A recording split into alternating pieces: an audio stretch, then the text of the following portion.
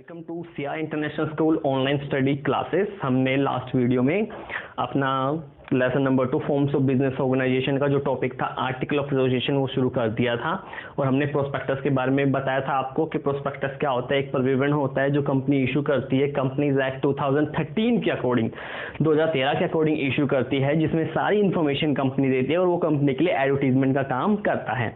कई बार देखिए statement in lieu of prospectus, अगर कंपनी सोच के देखिए कंपनी अगर शेयर इशू कर रही है और वो प्रोस्पेक्टस इशू नहीं कर रही, तो अगर वो प्रोस्पेक्टस इशू नहीं कर रही तो फिर उसे क्या करना पड़ेगा, एक स्टेटमेंट देनी पड़ेगी इन ल्यू ऑफ प्रोस्पेक्टस। ल्यू का मतलब होता है बदले में, ठीक है।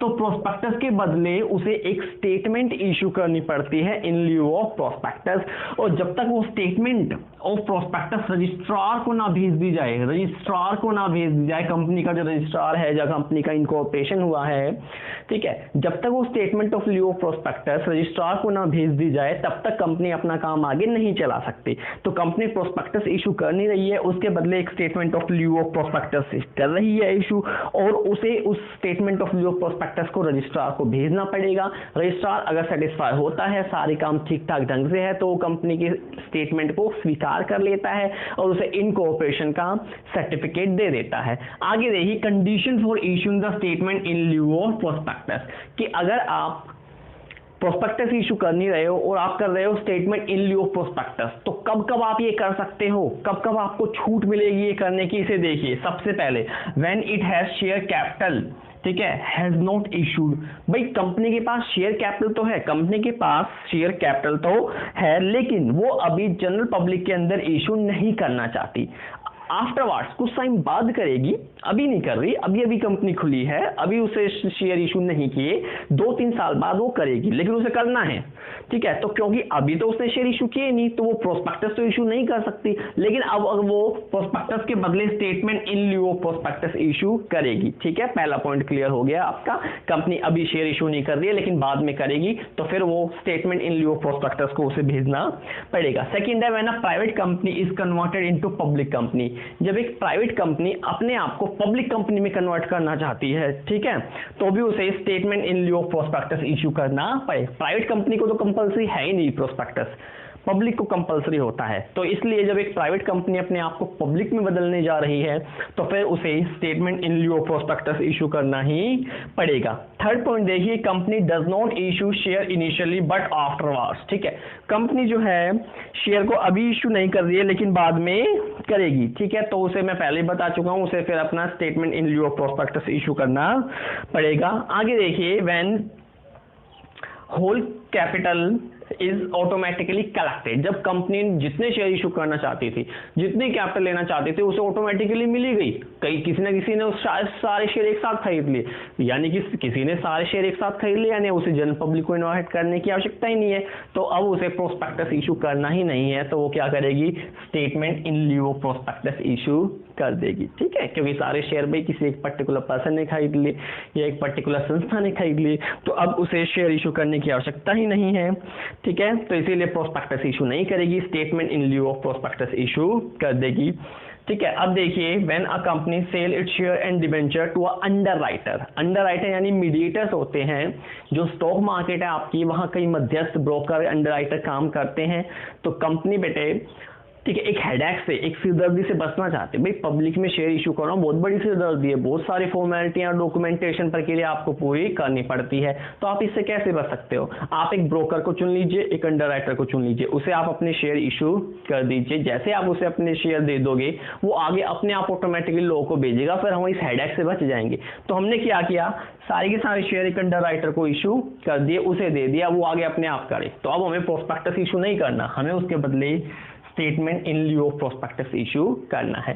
तो ये एक टॉपिक था आपका कि statement in lieu of prospectus कब इशू होता है। भाई कंपनी प्रोस्पेक्टस इशू नहीं कर रही तो उसे एक statement in लिeu of prospectus issue करना पड़ेगा और रजिस्ट्रार के पास जमा करना पड़ेगा। उसके बाद ही क्या होगा, उसे इनकॉर्पोरेशन मिल जाएगा। कब करती है भाई, जब एक कंपनी अभी अपने शेयर इशू कर ही नहीं रही है तब। एक कंपनी को अभी नहीं करने, बाद में करेगी तब। एक कंपनी जो ऑटोमेटिकली सारे रुपए ले चुकी है उसे अब नहीं करने। एक प्राइवेट कंपनी पब्लिक में कन्वर्ट होना चाहती है तो भी उसे नहीं करने। और साथ ही साथ एक कंपनी जो है अपने सारे शेयर को अगर अंडर राइटर को बेच देती है, ठीक है, तो फिर उसे जनता को बुलाने की जरूरत ही नहीं है, तो भी वो अपने शेयर इशू नहीं करे। ये आगे देखिए, the choice of forms of business organisation, ये आपका नेक्स्ट टॉपिक शुरू हो चुका है 2.7, ठीक है, सेकंड लेसन का 7वां सब टॉपिक ये शुरू हो चुका है, choice of form of business organisation. तो एक बार आप बताइए कि हमने कौन कौन से फॉर्म ऑफ बिजनेस ऑर्गेनाइजेशन पढ़े थे। देखिए, हमने एक कंपनी के बारे में पढ़ा था, हमने एक पार्टनरशिप के बारे में पढ़ा था, हमने कोऑपरेटिव सोसाइटियों के बारे में हमने पढ़ा था, हमने OPC the one person company के बारे में भी हमने पढ़ा था, हमने सोल प्रोप्राइटरशिप, इन सब के बारे में पढ़ा था। तो अब आपसे कहा गया है कि अगर आपको एक बिजनेस चुनना है, चॉइस करनी है एक बिजनेस की, तो आप कौन सा बिजनेस चुनोगे। तो उस बिजनेस को इफेक्ट करने वाले बहुत सारे फैक्टर होते हैं। ये सारे फैक्टर वो है जो चॉइस को इफेक्ट करेंगे कि आपको पार्टनरशिप चुननी चाहिए या एक कंपनी चुननी चाहिए या वन पर्सन कंपनी या सोल प्रोप्राइटरशिप या कोऑपरेटिव सोसाइटियां, ठीक है। तो चॉइस ऑफ फॉर्म ऑफ, सबसे पहले देखिए कैपिटल रिक्वायरमेंट। कैपिटल रिक्वायरमेंट देखो, पार्टनरशिप में 2 पर्सन मिल गए, दोनों की आधी आधी कैपिटल हो गई। सोल प्रोप्राइटरशिप में एक अकेला पर्सन रुपया लगाता है।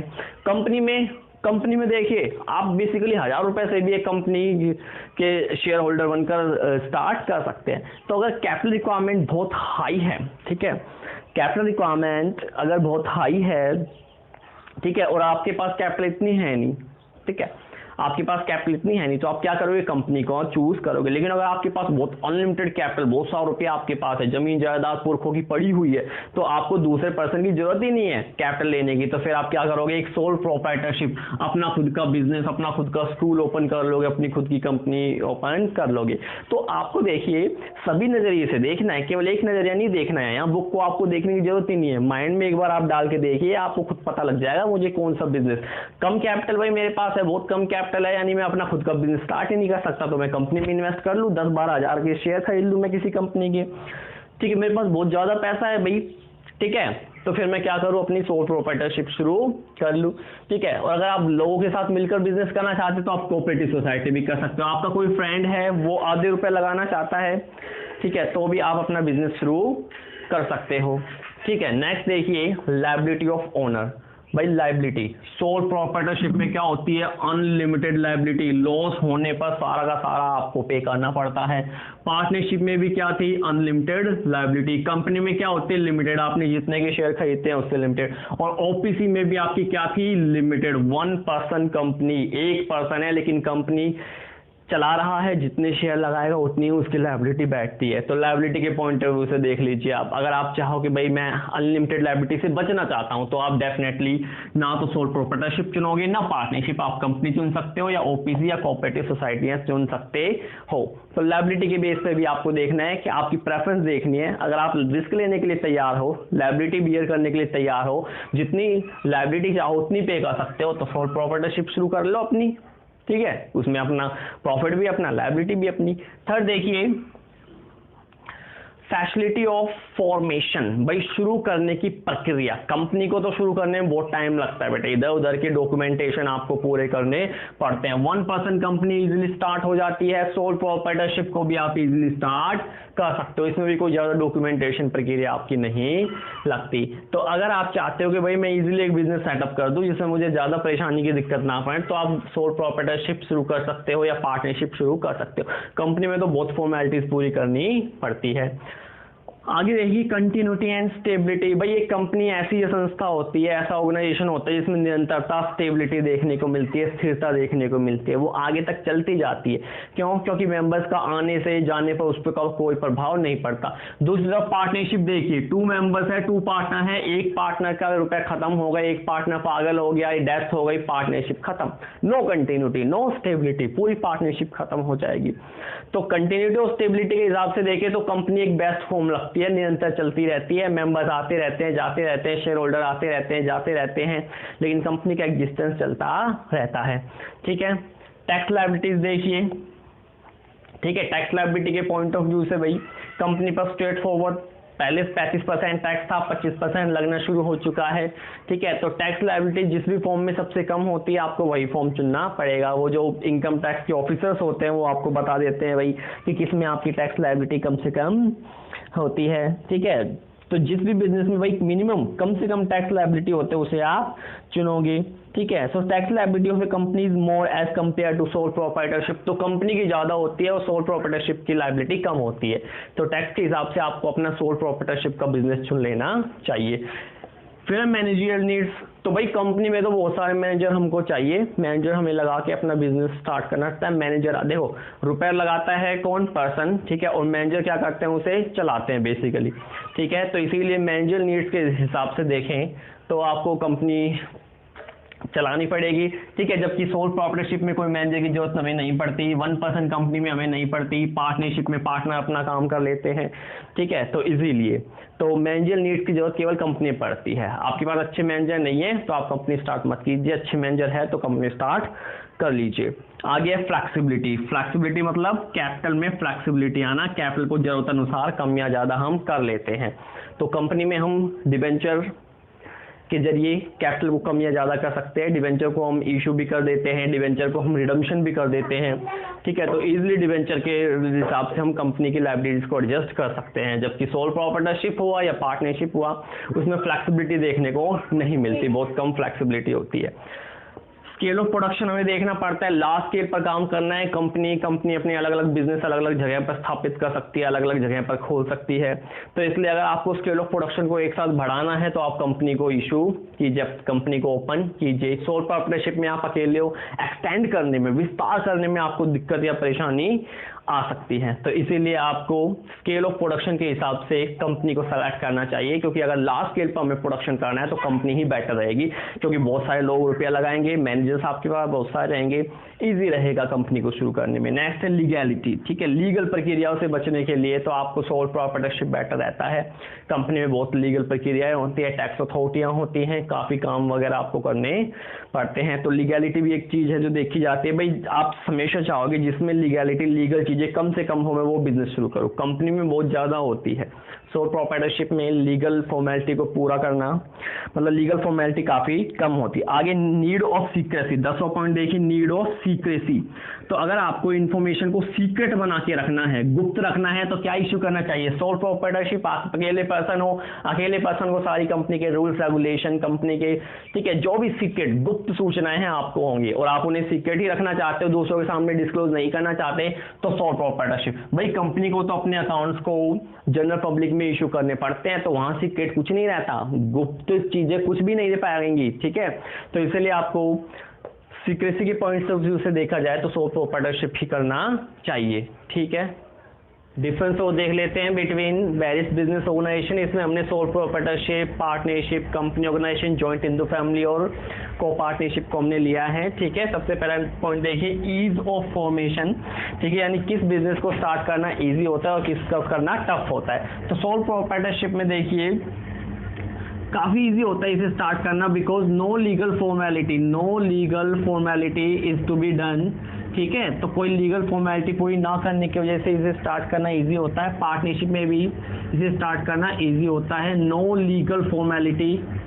ठीक है, कोई लीगल फॉर्मेलिटी भी हमें यहाँ पर नहीं करनी पड़ती। कंपनी को स्टार्ट करना काफी डिफिकल्ट होता है, because a lot of formalities to be done, काफी ज्यादा फॉर्मेलिटी हमें पूरी करनी पड़ती है। जॉइंट हिंदू फैमिली देखिए, इसे स्टार्ट करना इजी होता है, इसमें भी ज्यादा फॉर्मेलिटी की आवश्यकता नहीं पड़ती।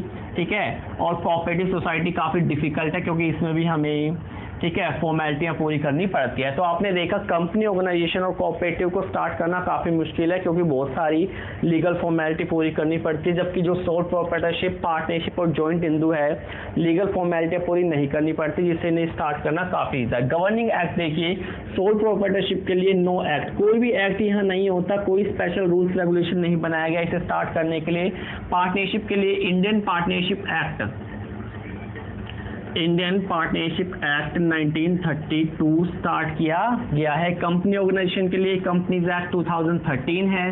पहले यहाँ कौन सा एक्ट होता था? पहला 1956 था, फिर उसे रिप्लेस करके कंपनीज एक्ट 2013 लाया गया। 2013 में बहुत सारे संशोधन अमेंडमेंट्स किए गए। ठीक है, जॉइंट हिंदू को कौन गवर्न करता है? हिंदू लॉ। ठीक है, हिंदू लॉ इन्होंने बनाया हुआ है, वो इसे गवर्न करते हैं। और कोऑपरेटिव सोसाइटी के लिए cooperative society act, cooperative society act 1912, ठीक है, 1912 लगाया जाता है। उसके अकॉर्डिंग कोऑपरेटिव सोसाइटी आपकी काम करती है। आगे देखिए रजिस्ट्रेशन। सोल प्रोप्राइटर्स में जो रजिस्ट्रेशन होता है वो कंपल्सरी नहीं होता है, not compulsory at all.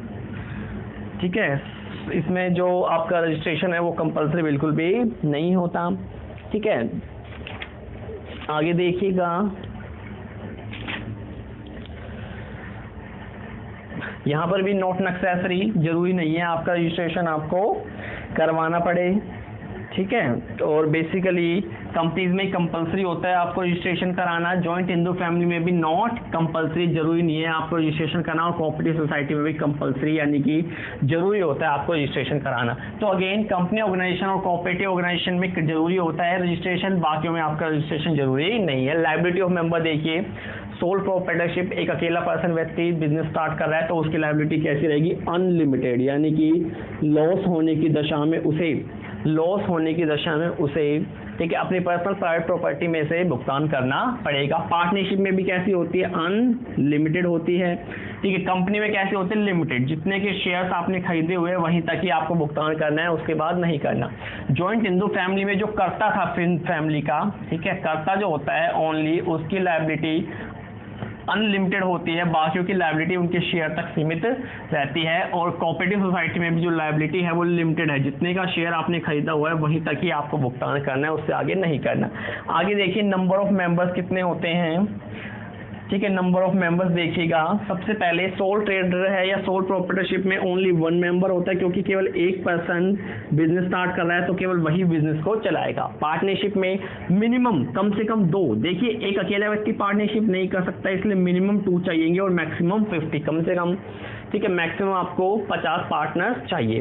Company organisation में देखिए, कंपनी प्राइवेट अलग होती है, पब्लिक अलग होती है। पब्लिक कंपनी के केस में मिनिमम थे 7 और मैक्सिमम की तो नो लिमिट, कोई लिमिट ही नहीं होती। पब्लिक कंपनी, गवर्नमेंट कंपनी, उसमें कितने मेंबर शामिल हो सकते हैं। लेकिन अगर हम बात प्राइवेट कंपनी की करें, ठीक है, प्राइवेट कंपनी करें तो मिनिमम होते थे 2 और मैक्सिमम आपके 200 हो सकते हैं।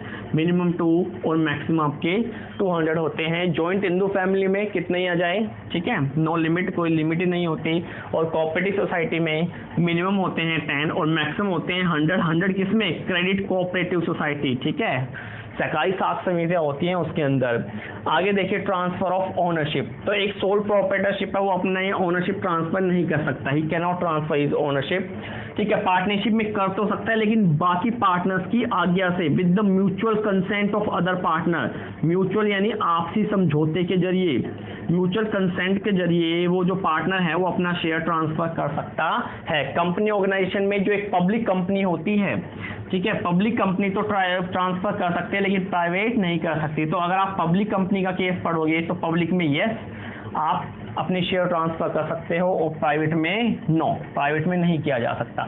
जॉइंट हिंदू फैमिली में रिस्ट्रिक्शन रहता है, आप अपना शेयर ट्रांसफर नहीं कर सकते, और कोऑपरेटिव में भी रिस्ट्रिक्टेड रहती है, आप अपने शेयर को ट्रांसफर नहीं कर सकते। तो ये था आपका पूरा का पूरा डिफरेंस। ठीक है, ये हमने 6 पॉइंट्स यहाँ पर उठाए और फिर आपको डिफरेंस क्लियर किए। ईज ऑफ फॉर्मेशन यानी कि कितनी जल्दी कितनी ईजी तरीके से आप कर सकते हो। तो सोल ट्रेडर हो जाता है ईजिली, पार्टनरशिप हो जाता है, कंपनी में डिफिकल्टी, कोऑपरेटिव में डिफिकल्टी। फिर था गवर्निंग एक्ट, सोल प्रोप्राइटरशिप के लिए कोई नहीं है। पार्टनरशिप इंडियन पार्टनरशिप एक्ट लगता है 1932। कंपनी ऑर्गेनाइजेशन में companies act 2013। Joint Hindu family में हिंदू लॉ और कोऑपरेटिव में 1912 एक्ट लगता है। रजिस्ट्रेशन, ठीक है, कंपनी का रजिस्ट्रेशन कंपल्सरी है, कोऑपरेटिव का कंपल्सरी है, बाकियों का कंपल्सरी नहीं है। लायबिलिटी, ठीक है, कंपनी में लिमिटेड है, कोऑपरेटिव में लिमिटेड है, बाकी सब में अनलिमिटेड है। नंबर ऑफ मेंबर्स, ठीक है, सोल प्रोप्राइटर में एक है, पार्टनरशिप में मिनिमम 2 मैक्सिमम 50 हो सकते हैं, कंपनी पब्लिक में मिनिमम 7 मैक्सिमम नो लिमिट, और प्राइवेट में minimum 2 maximum 200। Joint Hindu family में कोई लिमिट नहीं है, और कोऑपरेटिव सोसाइटी में मिनिमम 10 और मैक्सिमम 100। और लास्ट था ट्रांसफर ऑफ ओनरशिप, तो कंपनी में आप अपना ट्रांसफर कर सकते हो पब्लिक में, ठीक है, पार्टनरशिप में आपसी सहमति पे, बाकी पे रिस्ट्रिक्टिव रहता है। Thank you.